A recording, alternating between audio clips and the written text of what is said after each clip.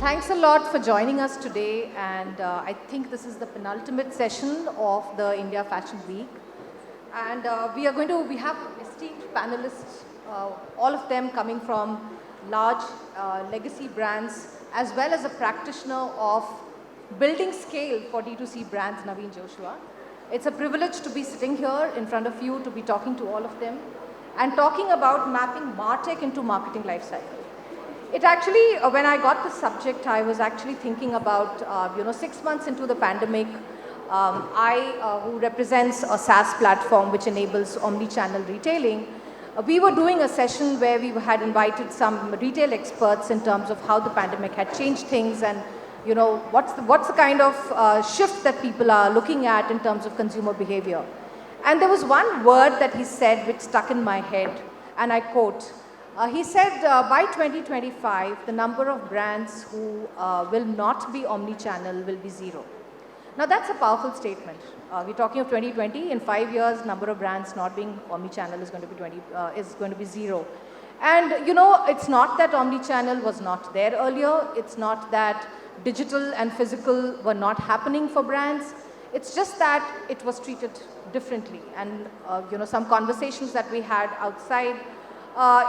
Brands were essentially looking at digital as a separate channel, and very few brands were essentially converging. The game is now completely changed. Consumer journey has changed, and as somebody just said in the session before this, it's not that digital is replacing physical, it's not like it's a substitute, it's more like a convergence point. That brings us to, when the consumer is changing, consumer is converging, what is the kind of challenge that marketers are facing, and how is Martech enabling that, right? The brands that we have today, they are people who have essentially stayed relevant. They have reinvented themselves. They have, looked at how is it, they've actually made an overnight shift in terms of how they market their products, and how do they create a seamless journey for their customers across any kind of a format where the customer is shopping from, exploring, product discovery, so on and so forth. So on that note, as I welcome the panelists, I will also start with my first question, which is, I think I'll open it to the panel, whoever would like to take it up. The first question is essentially to talk about what was the biggest shift that you saw, and what was the pivotal point that you saw where it said, now we need to change our marketing strategy? What were the kind of things that you did overnight in order to replace that? And what is it that you're seeing in terms of trends which are going to shape your future? So maybe, Rohini, you would like to start? Yeah, so I think, like you already said, there's already been a journey that's been happening even before the pandemic. Consumers have been sort of moving more and more of their entire purchase journey online. But I think the pandemic was kind of like a shock to all of us, where it wasn't just a good to have, it's become a must have to be able to engage with our consumers in an omni fashion, no matter where they are, whether they're sitting at home in the comfort of their own homes with a mobile phone, or they're out in a mall looking to touch, feel and buy products. You have to make that journey seamless for them. You have to allow, and it's not just about the purchase, it's even before purchase, even when they're still in the pre-purchase stage, where they're still exploring brands, trends, alternatives to buy. You have to be engaging with them at every step of the way where they are present, whether it's on their mobile phones, whether it's physically at your stores, whether it's on mass media. So I think one has to take a 360-degree view of the consumer. One has to have the data to back it up, to know where to find them, how to reach them, how to communicate with them every step of the way. Yeah, so, I mean, what were the kind of things that you had to change specifically with respect to that? So I think in terms of, there were some more short-term changes that we had to do because, in the middle of the pandemic with all of our stores shut, we had very limited options for, at least reaching out to our consumers and selling to them. So there were a lot of short-term kind of initiatives that we did. We launched a WhatsApp commerce bot where people could, through a conversational format on WhatsApp, browse our collection and shop. We did Lifestyle on Wheels, which was a more physical version of it, which is actually vans with a limited selection going around. The other thing that we started doing is, Lifestyle actually has one of the most robust databases of customer in the country. And it's not just Lifestyle, we have it at a group level. So it's not just Lifestyle, it's Lifestyle Max, Easy Buy, Home Center. So we have a very large and very robust consumer database. So it was about how to really figure out how to get that consumer onto our online platforms. Many of them had never even been aware of the fact that lifestylestores.com exists. So how do I reach out to those people and let them know that just because our stores are shut, it doesn't mean all the great fashion we have to offer is still not available to them. So Amit, would you like to share some light in terms of what happened, what change happened, and what's now shaping your future? The biggest change which happened, Rasna, was that, the core of our business, which is the brick and mortar store, got suddenly shut. So that was our avenue to make sales. So suddenly, there was a big behemoth problem for us. A place where you do your sales is suddenly shut. The next problem that we faced was, the walk-ins or the customers coming into the stores were not up to the same level as pre-pandemic. So unless and until, you have that kind of a problem resolved, you cannot move forward. We had to make a lot of changes in our way of work. Okay, we had something called a SRM, a store relationship management, because each of our store is more like a SBU, can sustain on its own. So suddenly there was a complete outlook to be driven from a back office. You see, it was always there, but a complete responsibility which comes to the back office was not there. And the second thing is, you can do a collaboration with a player like, who can help us develop this omnichannel kind of an integration. But at the same time, we needed to train our staff to fulfill those activities. It's just not the system which works, it has to be the whole ecosystem which needs to work. So those were the basic challenges that we faced during the time period of pandemic. And it is very important that this whole challenge gets culturally imbibed. Everybody starts living, breathing the same thing. Otherwise, we have another unique problem to figure out. So as and when the stores opened, the business was back to normal. And it's just like a kid. The moment you get back your favorite toy, you forget the new toy. So this omnichannel thing, which was so well entrenched into the blood for survival, had to be sustained and eventually made profitable. So that was another challenge which I think a lot of retailers must have faced. So I think on that note, Naveen, I would like to bounce this with you. You are running Green Honchos, which is essentially, helping almost close to 100 brands scale, right? Now this whole D2C gold rush that you have seen, how do you see that panning out, and what's the way forward for those brands, especially in the digital space? Yeah, thanks for bringing me in here. We represent the e-commerce side of the landscape, which is more the e-retail. So within that domain of specialization, I think I'd like to count out few changes, since we're talking about change in the marketing landscape. Clearly, from a highly marketplace-driven approach, it's now balanced off or probably tilting the other side to become what you're calling a D2C rush. So one big change was that by itself.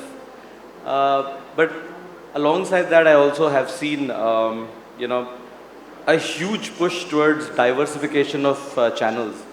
Earlier, it was all about circumspect and saying, okay, let's just look at ROAS or return on ad spend and only put as much money as is required for your D2C to scale. But I think now the long-term realization has come in that it is a journey from content to commerce. I was speaking about that to a few yesterday. It's not just, you can't just keep going by pumping in more performance marketing ad money. You would have to create more brand language around it and content. In the previous panel to ours also, they're talking about as a differentiator, the quality of content that you put out, whether it is just in terms of visuals, graphics, imagery, detailing, all are enablers to conversion. It wasn't as mission critical a couple of years back maybe, but now I think that's the on-site VM that is hugely changing, and you would see the brands that we know as success stories have a higher play in this area now than the others. Last couple of things is in this when you go to marketing, then obviously the end goal is sales. Earlier we saw a lot of from a fashion perspective OSM or all season merchandise selling, and it was all about long tail. I think a lot of brands are now really thinking sales as they would in offline. There's a lot of focus on actually top of the funnel, middle of the funnel and bottom of the funnel. And accordingly, there are separate initiatives for new season merchandise or new arrivals, which is a huge shift from that entire mindset earlier. Last but not the least, in terms of changes, we're seeing that personalization in marketing is playing a much bigger role, which is very user specific or user group specific or behavior specific. It's not mass marketing. It is not spray and pray just because digital can allow you to do that. It has become fairly focused in terms of actually churning through every stage of the journey of the consumer in funnels and having actual roadmaps to engage with each part of the funnel. So those are some of my observations. So Naveen, one change which I see was that, in the last 2 years, people thought Martech was good to be in the space.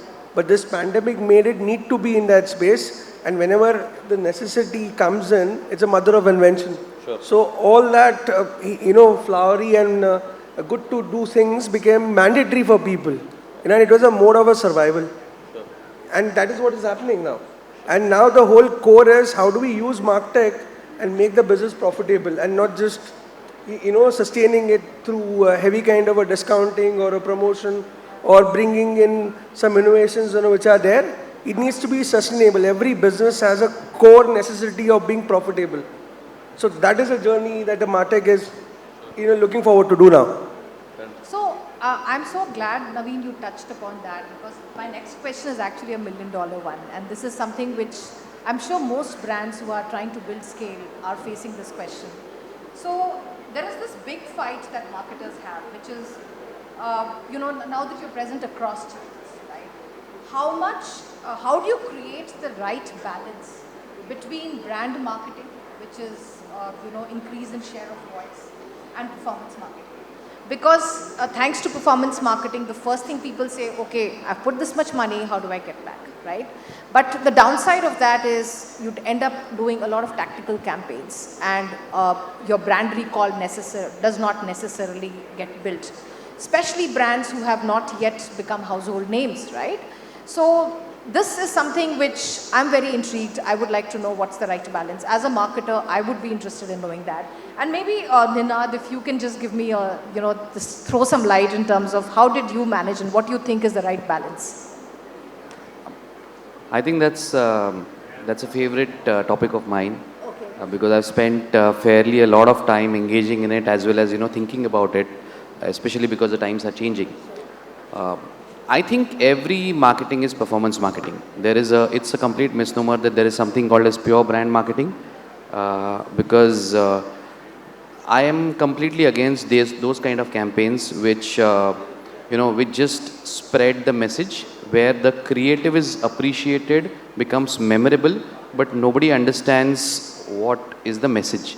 Because at the end of every communication, there has to be a sales message. That's the business that we are in. A lot of people just build some kind of messaging which goes viral, but nobody goes and buys anything out of it. So to my mind, every marketing has to be performance marketing. That's the first point.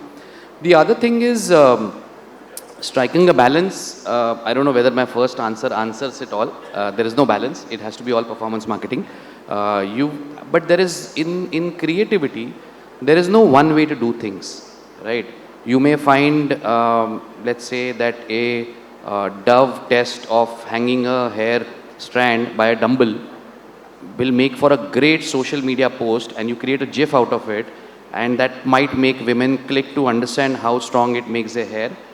On the other hand, a shot of 10 women with multiple hairstyles, multiple body types, multiple ways to dress, that might entice someone to click and say, okay, I like the overall world that this brand is creating. So I don't think there is one way to do it. But the answer to that question is that every marketing has to be performance marketing. There is no role for just creating a nice fuzzy world of emotion and sentiment. That's not the business of marketing. So maybe Ayan, I would like to hear your point of view on this. So I think there has to be a certain kind of balance because see when there's a brand, right, the brand has it has to perform. So like every brand needs to perform and performance also reflects on the brand. So they are vice versa. So you can say that in a way you can say all brand marketing is performance marketing or all performance marketing is brand marketing because at the end of the day they reflect the same thing. They reflect the brand's performance, what the brand stands for. And I feel like it's more about at the time of like your overall brand strategy, how you actually implement it because a brand is something that's remembered for a lifetime. Performance is something that comes and goes. You know, everyone can't be at peak performance all the time. Sometimes brands need to know when to also pull back if the competition is too high and when to strike again. So a brand and like how it performs has to fit in with like the overall strategy, the understanding of the market, what's coming up, what's not coming up. Say if there are too many bigger players in the field going in for the kill, it may make sense to like stay back and wait for the next moment to enter the market and then make the kill then because that's when they are all out of fuel. So it's also about how you actually strategize about where these things come into place in the larger scheme of things. I think the other thing to keep in mind there is I don't think there is a standard answer that every brand will have for that. It depends on where you are in your journey of maturity because, you know, at the end of the day, there's a purchase funnel, there's awareness, consideration, purchase. Those are the three things you need to drive.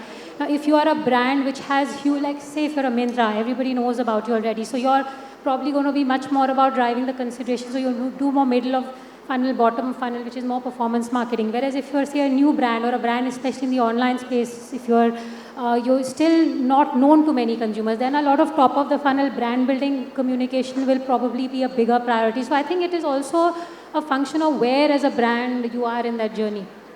So I agree with Vivek. Yeah, you so want to make a point. I was going to say the exact same thing. The reality is, I mean, every marketing is performance, but which part of the consumer's journey you're trying to target? Are you trying to target the mind? Are you trying to target the action? So, you know, awareness, interest, desire, action, right? So that's really critical to understand. And many times you could be around for a very, very long time, but sometimes you got to reinvent. And that reinvention may mean that, you know, I may have a base, I may do performance in a certain space, but I may still kind of take a call to prioritize a new reinvention conversation with the consumer because, you know, the brand's got to stay for hundreds of years. I mean, you're not talking about a 10-year journey, right? So you've got to that entire piece boils down to the fact that where you are on a journey and how aware are you of what your consumer believes where you're on the journey. I think these are the two things that kind of help you balance that. There's no, I don't know there's a fixed formula. So I kind of resonate to that. In fact, my own experience, when you're on Instagram and you know you have 10 new brands that are thrown in your direction and you kind of click onto one of them, you even convert, you end up buying. So that's performance marketing, ended up in a conversion. But when you're making, and this has happened with me, so when I was making a repeat purchase of that, I forgot where did I buy it from because, you know, you're introduced to so many new brands every day, you just forget, okay, this was something which I picked up from which brand, right? So then you go to your in-mail and you look at order confirmed and, you know, try to see where is it that. So I guess somewhere a little bit of brand marketing is equally essential. But I completely agree to what Ninad said, which is end of the day, it has to, lead to a certain performance. That performance metric can be different for every brand. True. And that brings me, sorry, if I may add one more thing. And you know, many times it does happen to all of us that you kind of bucket channels of communication on whether it is performance, whether it is, you know, share of voice, share of wallet story. And this is something that came to me from a startup, not in our space of fashion and lifestyle. Ordered a product, saw it on a TV show and said, let me try this. And I realized that the usage of traditional performance marketing spaces were so well used by them to communicate their brand story to me. And you know, simple things like emailers, which is Yeah. Classic Absolutely. performance. Yeah. And when I read that mail, I was thinking that, boss, this person who's probably not educated beyond 12th standard is able to do brand marketing using a performance marketing tool Yeah. in such a beautiful way. Sure, sure, absolutely. In fact, that brings me to my next question, which is like, given that now you have channels which are converging, you have multiple channels, traditional brands going online, omni-channel, consumer journey across channels, which you are mapping, Martech being used to intervene at every point, right? What are the key KPIs that you have started measuring today, which you were earlier not measuring perhaps? So, anything which on account of the channels merging, are there some new KPIs that have emerged which kind of you started monitoring? I mean, it's open to anybody to answer if, maybe Amit, you would like to answer. I'll take it up from Vivek. He was saying that, there's some people who are doing a lot of performance marketing without having the core knowledge. And I'm telling you, this is the world of Martech. Okay, the Martech is one which is bringing across predictive analytics. It is bringing in the machine learning. It is bringing in the artificial intelligence. And it is bringing you the data in a certain format, in a dashboard format, which is easily readable.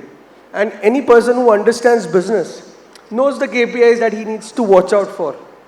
See, for example, it just yesterday, somebody was mentioning that, the business is growing.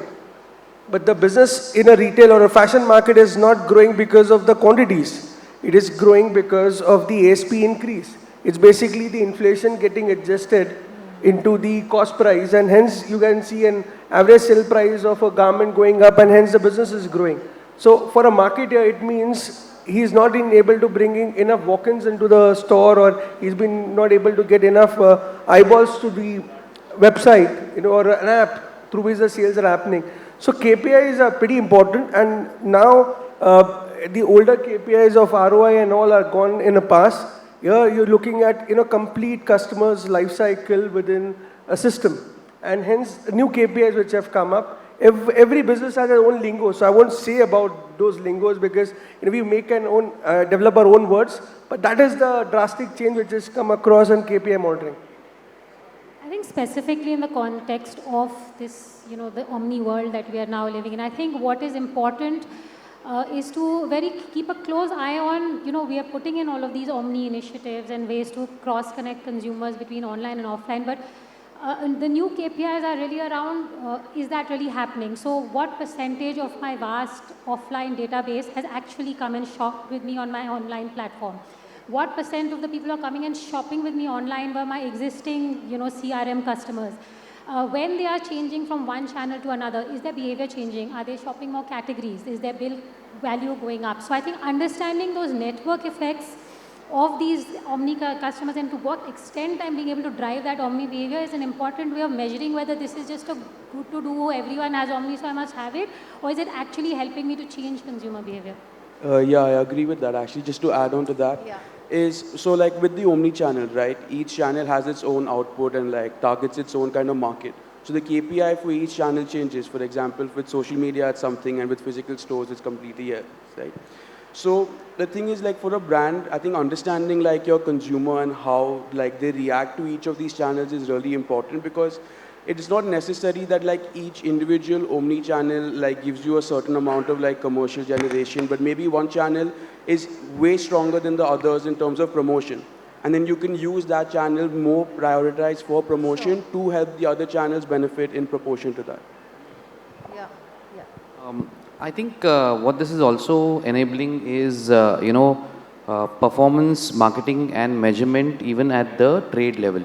At the trade level. Okay. For someone who's a traditional marketer like us, and we rely a lot on our traditional channel, which is the multi-brand outlet, the small shops that sell your underwear, t-shirts, stuff like that. What we've started doing is that we've started also measuring how much is the retailer responding to our Martech interventions. So let's suppose if we are using WhatsApp to engage him, if we are using any other means, to even track and monitor how our visual merchandising is faring. So I think the KPIs are shifting not just at the consumer level, they are also shifting at the trade level. Yes. Yeah, I think everyone's coming on this question. Yes. So I think you mentioned the word KPIs. I wanted to get back on that one. With this entire, multi-channel, multi-device, targeting of consumers and businesses having to interact with consumers across different touch points rather than only the ad or the website, I think that unification has brought about other KPIs like quality of traffic through other sources because even visitors now have diversified channels of coming to a website. Because earlier, top of the funnel was only built through probably Facebook, Instagram being the lion's share. But now there are, other channels like affiliate, obviously influencers, a lot of brands here do great jobs with them. And with those diverse channels comes that metric of quality of traffic. And the other one, because now businesses have even grown beyond a point where the traditional KPI of SOV or share of voice is becoming critical because to be able to increase share of voice, your marketing strategy across digital or traditional will have to change. So we've seen that emerge as a trend too, especially in the mid-segment market. So, maybe, Naveen, I would like to ask you this question, which is about customer date, which is like supposed to be a very, huge value proposition. Can you hear me? Wait, we'll have to say that again. Sorry, I was saying customer date. Customer data, which is a huge value proposition, which is coming, how will be owning it, and when it comes to owning the customer data. So, how are businesses handling this space in terms of unification? So, to your earlier point, if you can just extend that point and tell us a little bit about the unification aspect of it. Sure, I think it's a very similar concept, whether it's offline or online. It's the traditional MBO versus EBO there, and it's your marketplace versus your D2C here. I think it's a movement. Everyone loves the MBO, everyone loves the marketplace, and then over time you want to own the customer to be able to mine and churn more of the consumer data. In one of the panels yesterday, one of the panelists was saying there's a lot between the first purchase and the second purchase in terms of communications that you'd want to do with the consumer, which is where possibly loyalty comes in. Otherwise, in such a cluttered D2C space that is all pretty much serving up ads on one handheld with very minimal viewport and attention span as well, I think it's extremely critical for brands to figure out what those communications are across the channels. So going back to that question, I do believe trying to map each part of the journey across all the devices where the consumer is present and across wherever your catalog is present and trying to serve unique experiences to consumers. I think AI is slightly distant to do well in terms of using data, but machine learning and the amount of cohorts of information that is available, and I'll talk a lot more on the digital side because I understand that a lot more. I think there is proper segmentation possibilities at different parts of the journey, and each has its own method. So we believe that the power of data assimilation and having different expectations from different portions of the funnel in terms of the other funnel metrics like add to cart and cart to conversion, and not paintbrushing it all into saying, okay, all should have the same conversion, new versus repeat, OSM versus NSM, what it takes. I feel that data has been able to empower a lot of brands that have gone on the D2C journey because only we are ownership of that first party data.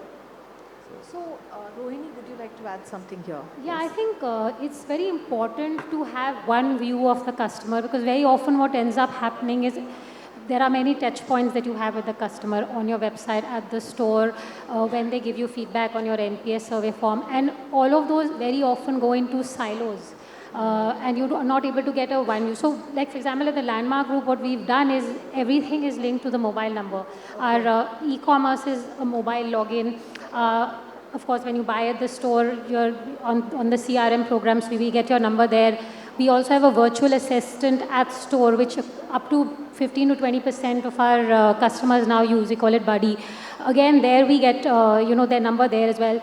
When we send them an NPS survey, again, that's linked back to their number. So now I have a lot of data about this consumer, not just what they bought, which is what we always had with the CRM, but now I know what did they browse, what are the offers they checked out on my virtual assistant. So therefore, I know what are the categories they're interested in, where if they look for missing size on some products, I get I get an idea of where am I losing out on sizes. If I can connect it also back to feedback that same customer has given me on my NPS form, I'm able to get one unified view of this customer, which is not just millions of data points, or not millions, but for any one consumer, tens of data points that he might have left as a breadcrumb trail. But how do we bring together all those breadcrumbs to get a full view of our customer, and therefore then be able to design better ways to reach and sell to him or her? Yeah. I have a perspective on consumer data and segmentation. Increasingly, what is happening is that with more reliance on hardcore numerical segmentation, if you see, a lot of the digital brands are looking like each other. I struggle to find differentiation. I struggle to find magic and imagination. Even the way the brands look, the way the brands talk, because they are accessing that same data, and they are trying to build something based only on data. And that data is behavioral data. Now, in brand building, in marketing, there is behavioral data, there is attitudinal data. Most good brands are built on attitudinal data, and then you use behavioral data to market again and again to them, right? But brand building has to happen on attitudinal data. That's the reason why, you will struggle to find brands that are sharply defined. Let's say a Royal Enfield is a sharply defined brand for an attitudinal, segment. I see a lot of coldness happening in that territory, and I don't see any magical brand emerging in the D2C world.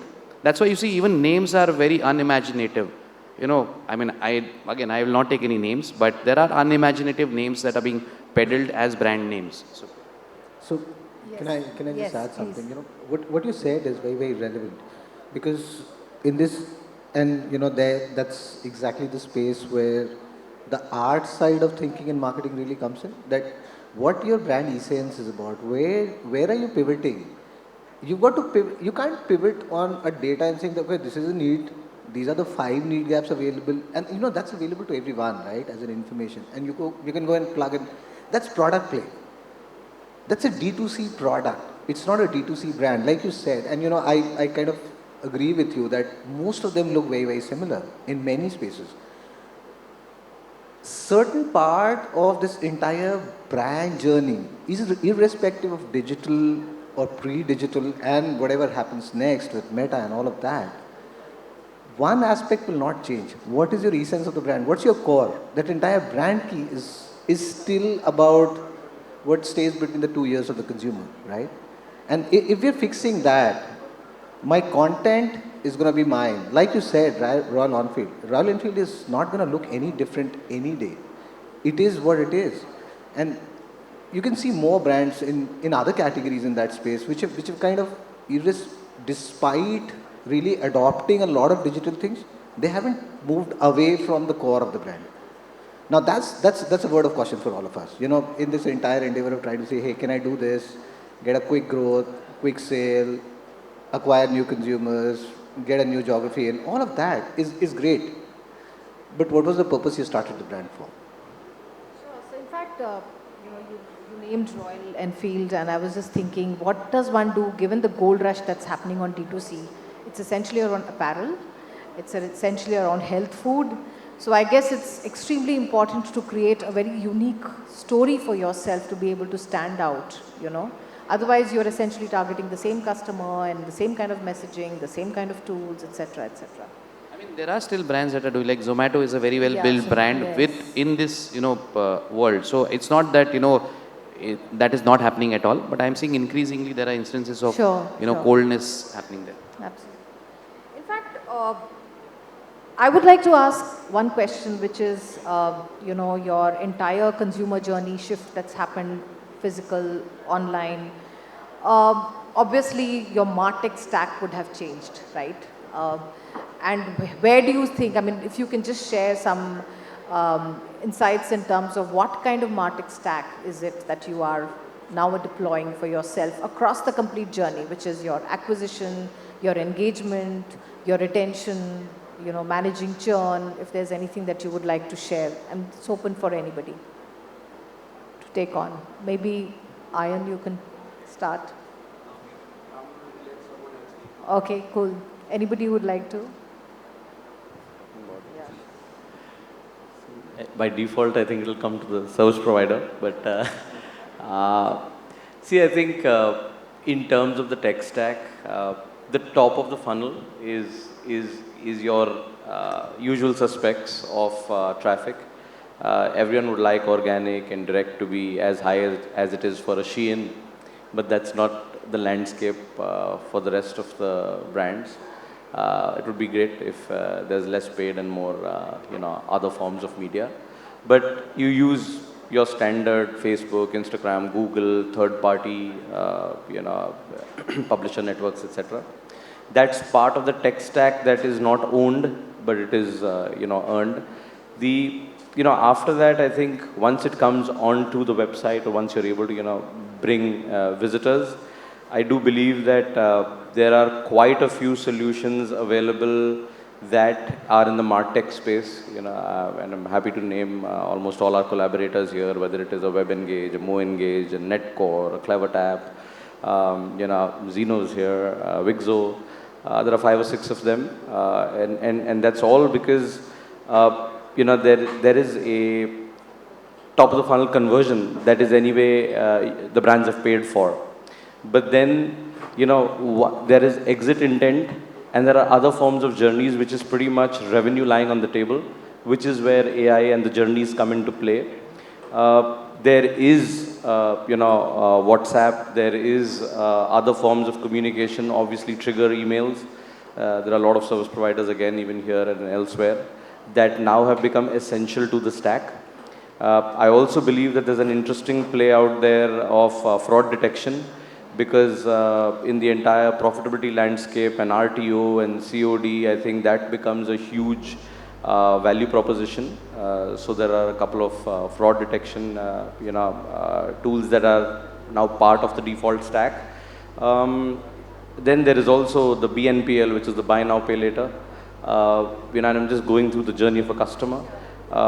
It does make an impact. We feel that, clearly COD is here to stay for a long time and going to be a majority. But even if we're able to save anything through BNPL, I think it does make a difference, and I've seen it making a positive difference. Even the checkout pages now have products by themselves. There are 3 or 4 of, collaborators that are able to just use a headless checkout that has higher conversions from an experience, more simpler user experience than some of the standard SaaS platforms. And then it comes to, basically even looking at deeper logistics integrations through third parties. Deeper logistics integrations could mean that there is on-the-fly PIN code serviceability check, both at the geographic level as well as the user level itself, at the network level.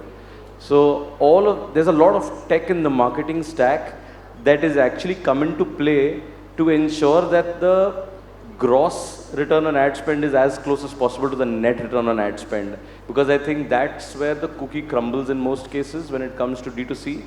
And I guess the more folks like us and brands are able to understand that and flatten the realization from the top to the end in the P&L, the faster and easier it is for even traditional brands to scale up their own D2C. Anyone would like to One add interesting thing which came out in this whole conversation is, in every head that Naveen mentioned, is a separate subject matter expert or a separate agency. Yeah. So a marketer's role is completely changed. Yeah. Now he needs to be not a subject matter expert in terms of creativity and stuff. He needs to be a jack of all and master of some. And that is where the real skill set of a collaborator comes into the picture, of coordinating with all this uniquely agencies which are bringing across a certain value on the table and try and get the best recipe out of it.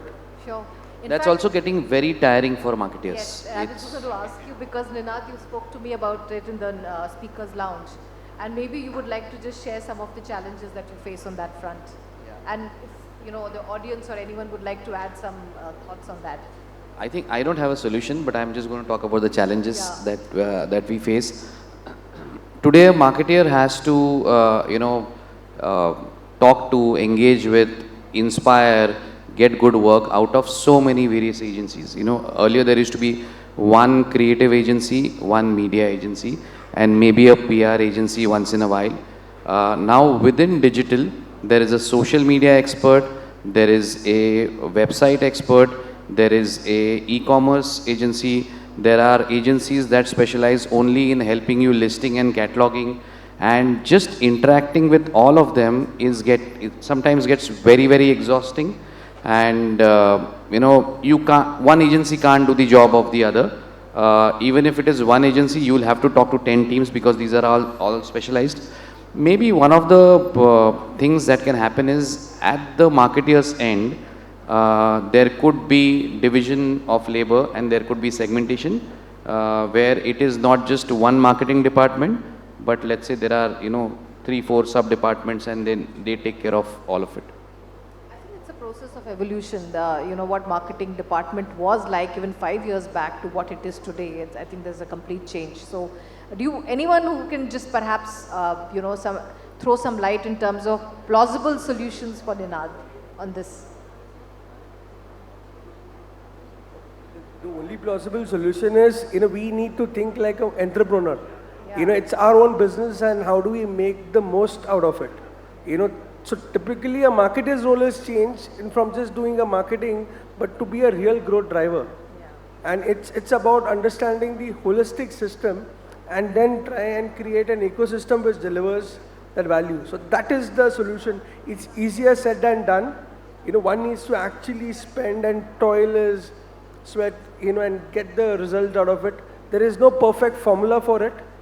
It is all about your experience, your knowledge, your collaboration skills, because each agency is unique and will have its own touch points which can trigger any kind of an emotion.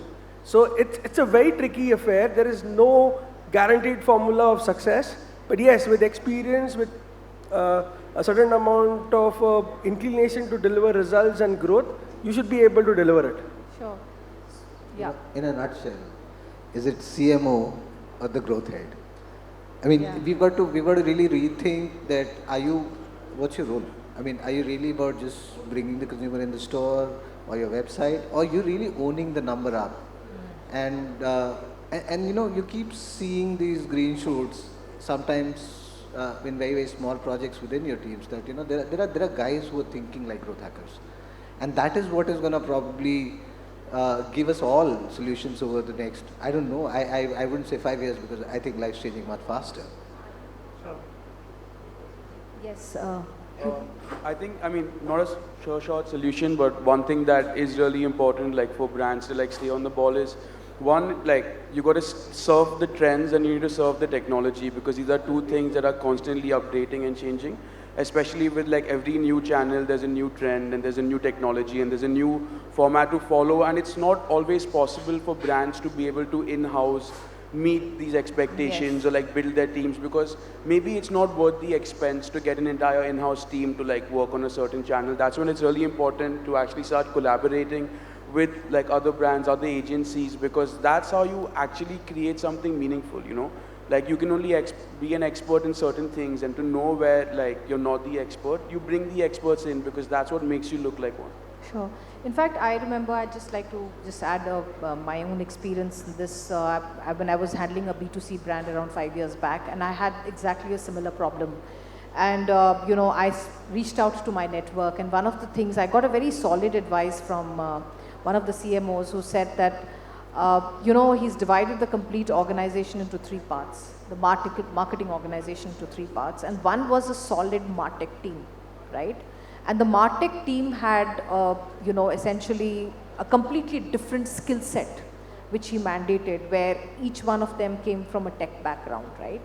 And the brand marketing team was, of course, more in terms of creativity and communication and stuff like that. And then there was a separate digital team, which was essentially driving growth. So I guess there is no right answer to this, but maybe a combination of things that one can learn. I think we have already overshot time, so we will stop. Any questions? I'll just open it for questions or whatever. Yes.